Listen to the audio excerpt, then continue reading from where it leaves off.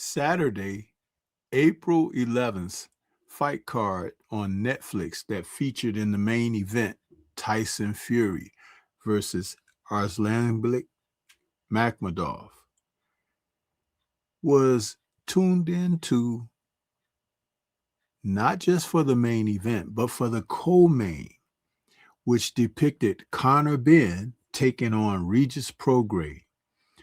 This fight was intriguing because Prograis, who had been a career-long 140-pounder, was being called up to meet Conor Benn just above the welterweight limit at 150. So people were intrigued by this because would Conor Benn be able to make a statement against Regis Prograis, or would Regis be able to have a last hurrah by fighting at a higher weight, one that he probably should have moved up to about 4 or 5 years ago? So this is what we're going to talk about here. And once again, it's very intriguing to find out that fights like this make people feel the vibe of boxing. Let's talk about it.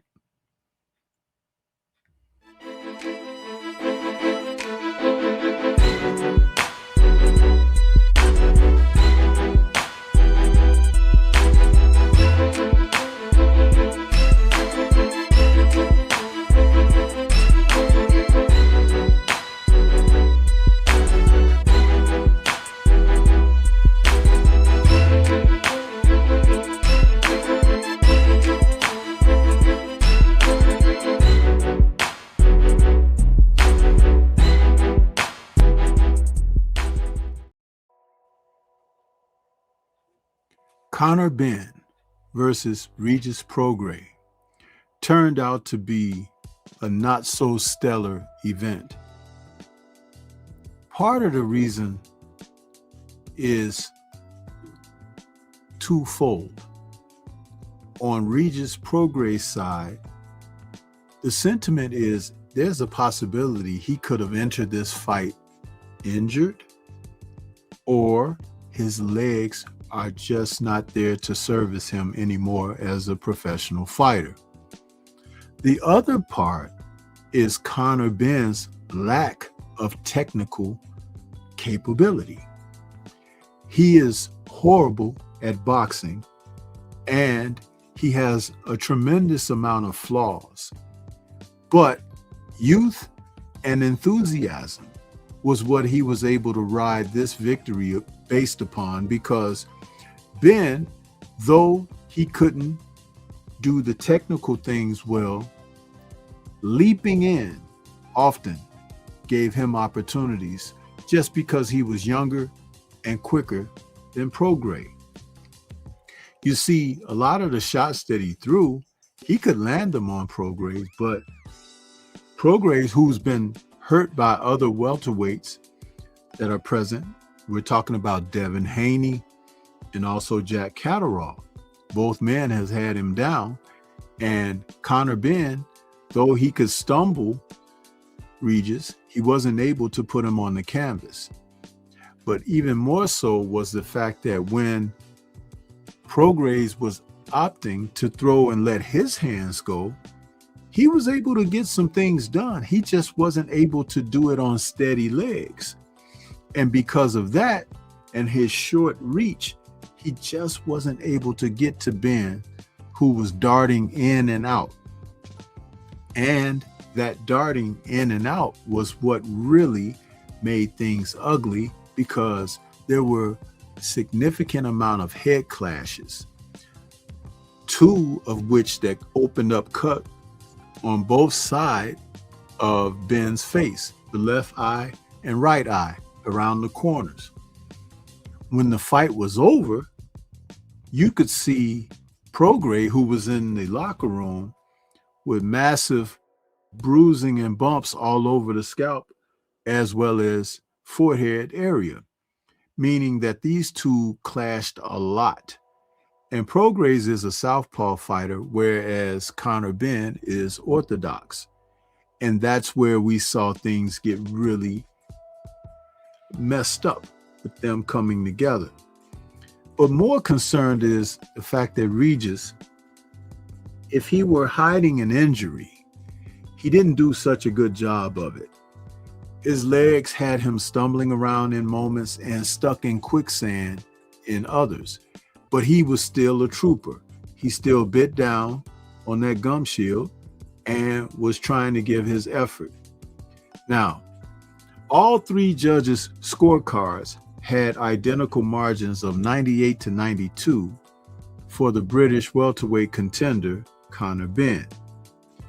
And Prograis, there was something about one of those legs. There's something going on there. And I'm unhappy with the fact that he announced a retirement, because if he were injured, that's not something to retire on unless the injury could lead to him not being able to come back at full strength. The greater sense of wariness is looking at Conor Benn. With the way that he fought an aging Prograis, who entered that fight at 37 years of age. Conor, who's around 28, there are a lot of tougher fighters at welterweight and 154 than Regis Prograis. And though he's never had a title, not even the lower European title, Ben has to really consider what his next move will be. Ever since he so-called tested positive for banned substances and was suspended, since coming back, the destroyer has not looked like much of a destroyer. There have been conversations about who he could face next. At one time, people were thinking that Jaron Boots Ennis might be someone, a candidate for the sweepstakes, even though Ed Hearn had disavowed that. I believe Hearn did have that on the back burner. But now, Boots is moving on to brighter pastures, facing unified champion Xander Zayas. So what's left for the likes of Conor Benn? He's talking about the WBC belt is what he really has always wanted. And the likes of Ryan Garcia, who happens to have the WBC title presently, could be a fight for him in the future. But I'll tell you something about Ben. He doesn't look like the strongest guy at welterweight. And though he and Regis were really roughly the same size, Regis was still the stronger of the two. So if he's going to get in there with the likes of Ryan, you're going to have a potential match of two guys who have been banned for banned substances.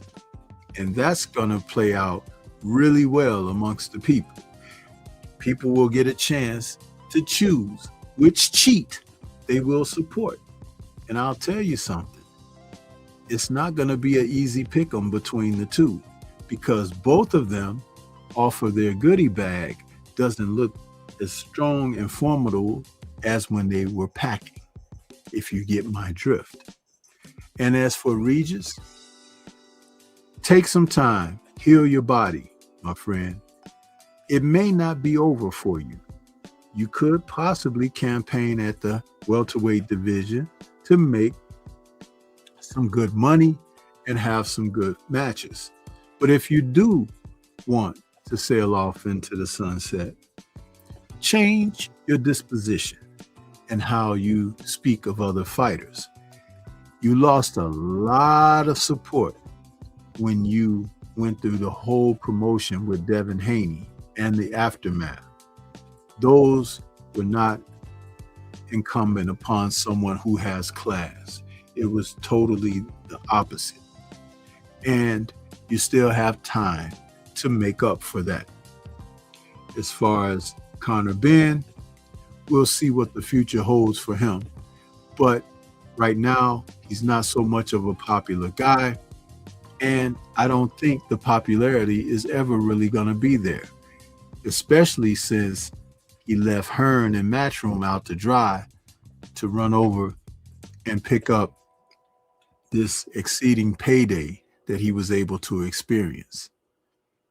All in all, it is what it is. But what do you think? This is Stormy B Man. Shout out to the mighty LDBC and Liberated Perspective, a third eye view of the world. For more content such as this, please like, comment, subscribe, and share. Let me know your thoughts about this fight and what should be on the table for Benn and Prograis going in the future. Leave comments and let's discuss further. Peace to everyone out there, and everyone please